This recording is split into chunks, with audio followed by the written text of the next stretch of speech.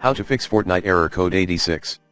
Here are some tips that would help fix Fortnite error code 86. 1.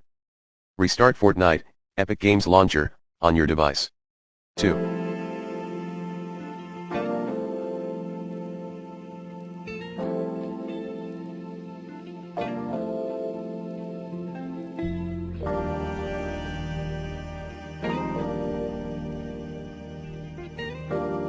Check your internet connectivity.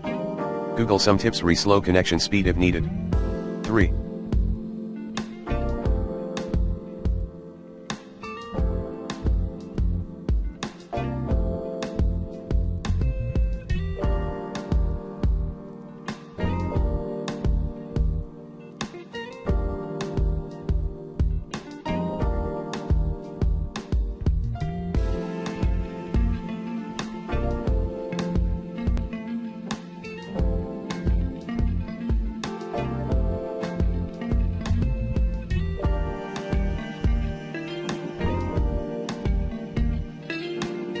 Removed, using the recommended uninstall tool Pro in this video guide, then reinstall Fortnite as admin.